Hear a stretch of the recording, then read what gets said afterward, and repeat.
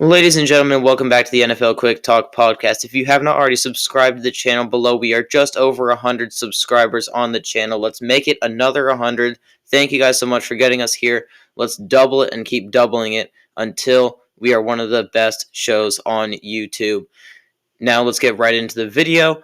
This will be my second mock draft. I put out my first one before the Combine and before free agency. This is my updated version after Combine and free agency, and I will put out a third one way closer to the draft and what my thoughts will be. Then let's get right into the video.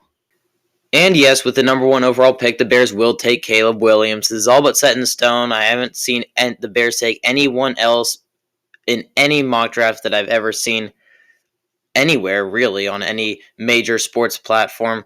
But that's really besides the point. He has the highest upside and is the best player overall coming out of college at the quarterback position. No brainer for the Bears here. They take Caleb Williams.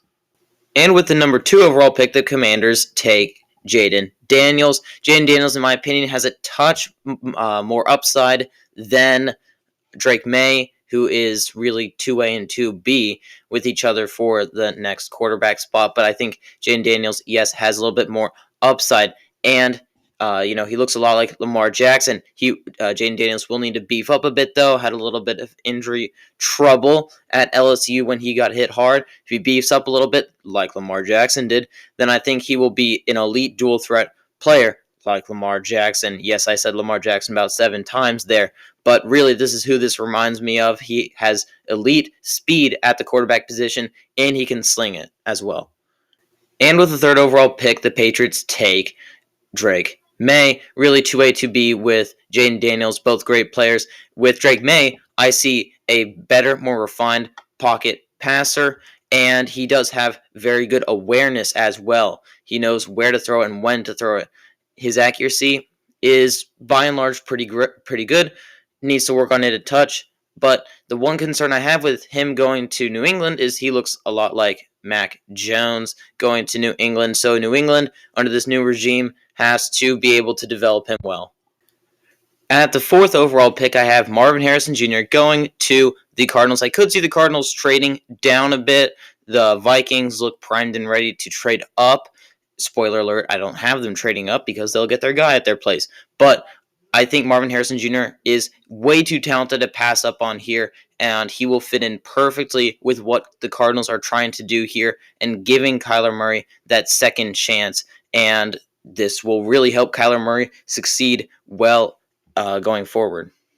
At the number 5 overall pick, I have the Chargers taking Brock Bowers. This is such a Jim Harbaugh pick right here. He loves his tight ends, loves them to bits, and he will use Brock Bowers like a wide receiver a lot, yet he will bring him in because Jim Harbaugh will win by running the football a lot and helping out Justin Herbert that way. And he will be helping out Justin Herbert in the way, taking Brock Bowers here as well. So this is such a Jim Harbaugh take right here. Again, another team that could trade down, but I see them sticking here and taking Brock Bowers. With the 6th overall pick, the Giants take Malik Nabers, wide receiver out of LSU. Malik Nabers, elite playmaker, and this will really tell the Giants whether they want to keep Daniel Jones or not, because if he can't produce with a playmaker like Malik Nabers, how else is he going to produce? The Giants haven't had a 1,000-yard receiver, heck, a wide receiver 1, since OBJ in his prime back in the early 2010s. So let's be real here. They need a guy like this. At number 7, I have the Tennessee Titans taking Joe Alt. Now, I do think Olu Fashanu is a more polished prospect than Joe Alt is, but Joe Alt, you can kind of just tell when a guy belongs with a team, and Joe Alt definitely belongs with the Titans that run heavy scheme, that power football persona, and I think that Joe Alt really fits that, and he'll really fit in well opposite Peter Skoronski anchoring that offensive line. At 8 overall, I have the Atlanta Falcons taking edge Dallas Turner. Dallas Turner, the best edge rusher here, tested well, and the film is really good with him as well, and played at a prestigious college university at Alabama. And really, this is one of the only weaknesses on this Atlanta team is this defensive line, and it still won't be great, but it will be serviceable when you have a stud edge rusher like Dallas Turner. At number 9, the Bears take Terrion Arnold. Terrion Arnold, the best corner in this class by far, and he would really make a good tandem with Jalen Johnson, really a 1A, 1B type of deal. And in my last draft, I had them taking Rome Odunze here, but since they got Keenan Allen, they don't really need anyone else on this side of the ball, on the offensive side of the ball, with Caleb Williams presumably being set at QB. So, on the defensive side of the ball, where can they get help now with the talent available to them? It's at corner with Terrion Arnold. And with the number 10 overall pick, I have the Jets taking Rome Odunze, wide receiver I've previously mentioned.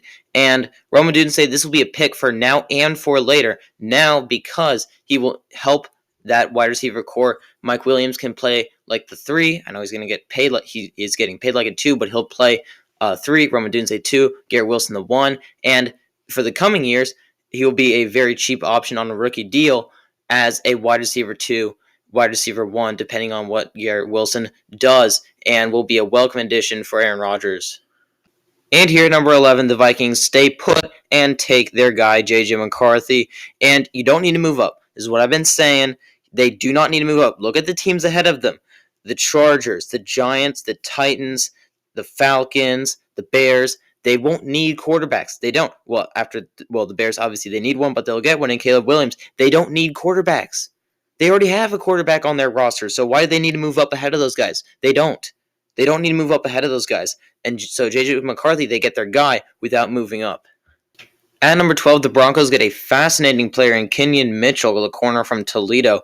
Doesn't have too much experience against really, really good receivers in college, but displays fabulous athleticism, ball hawk, and gets a ton of picks.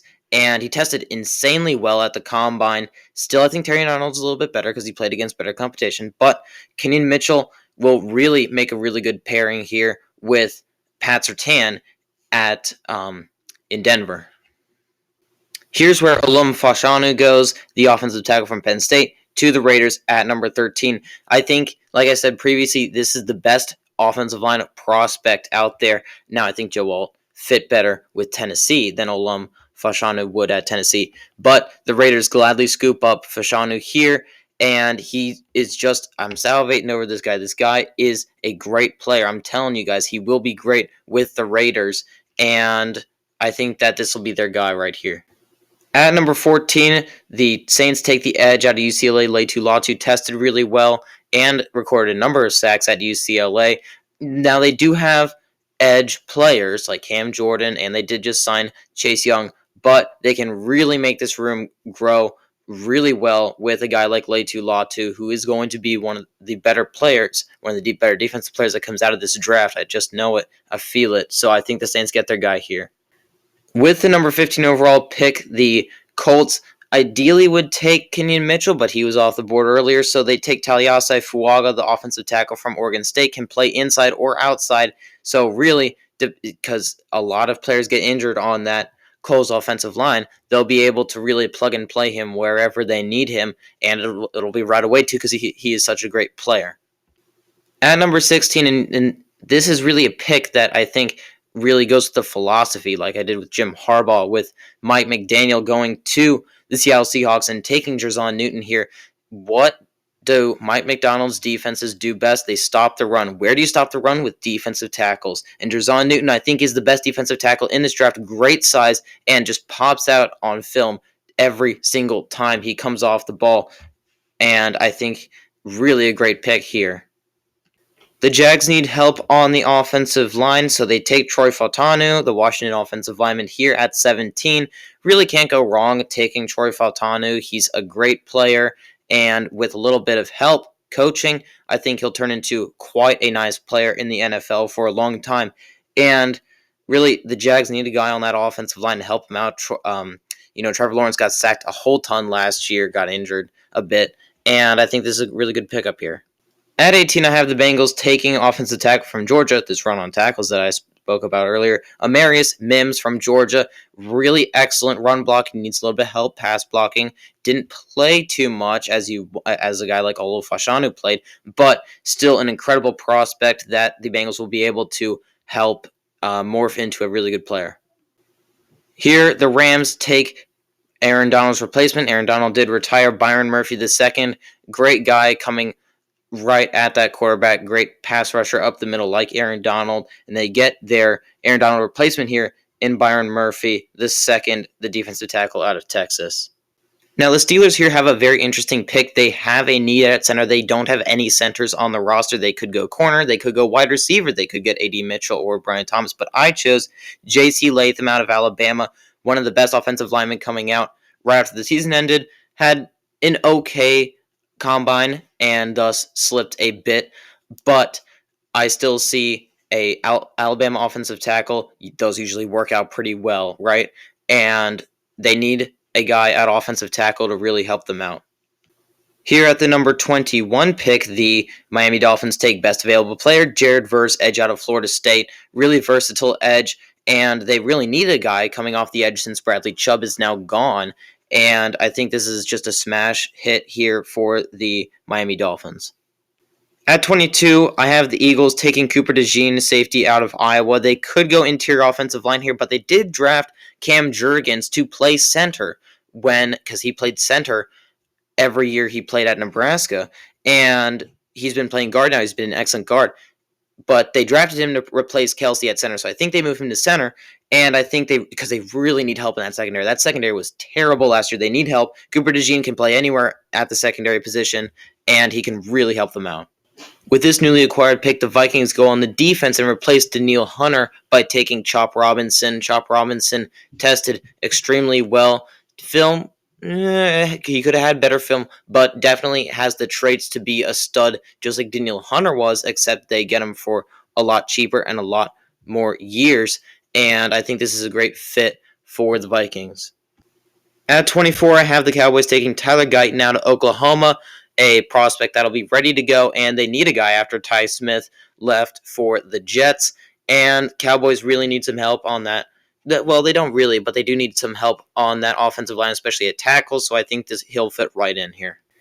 Here, I have Green Bay taking Kool-Aid McKinstry. They could take Nate Wiggins. I think Nate Wiggins might be a little bit better as a prospect, but Kool-Aid McKinstry, man, he really fits in with Green Bay, in my opinion. I think this is a really good fit with Green Bay. Went up against the best of the best, playing at Alabama, and really one of the best cover corners that I've seen. He can play man or zone, and I think he'll be an excellent player at Green Bay. Right here at number 26, I have the Bucs taking Jackson Powers-Johnson out of Oregon, the center. They need a center since Ryan Jensen has retired, and Jackson Powers-Johnson will be able to fill that role and really just pick up right where Ryan Jensen left off and being a fabulous center for the Bucs. Right here at 27, I have the Cardinals taking Graham Barton, the guard out of Duke. He can play guard or center, so that's really three positions that he could play at, and they need some help protecting Kyler Murray after they got him a massive weapon in Marvin Harrison Jr. So I think Graham Barton fits in very well here with Arizona. And possibly the most interesting pick that I have in the whole draft, the Buffalo Bills at 28 taking Brian Thomas Jr. I know what you're saying. The Bills need a lot of help everywhere else, but really they can address that in later rounds because all the talent where they need positions like corner or offensive guard or center, they're all really gone at the moment. So, and this is the best available player in my opinion. He really slid in my draft, and they need a guy since Gabe Davis left and Stephon Diggs. Maybe a little bit of tumult there. Don't know if he's going to stick around for very long. Brian Thomas Jr., that wide receiver one capability. The Lions are desperate for any secondary player that they can find, and they get a good one here in Nate Wiggins out of Clemson. Really good player and will fit in with the Dan Campbell mantra, bite the kneecaps off. I think that the Lions get a stud here. Baltimore, after they lost Morgan Moses in the Jets trade, they need an offensive tackle. Yes, they do need to get some defensive players, but I think Jordan Morgan, the offensive tackle out of Arizona, will play very well within the Baltimore system. A little bit overdrafted here, in my opinion, for myself, but I think Jordan Morgan, he has elite size and strength, and Baltimore will really be able to morph that into a really good player.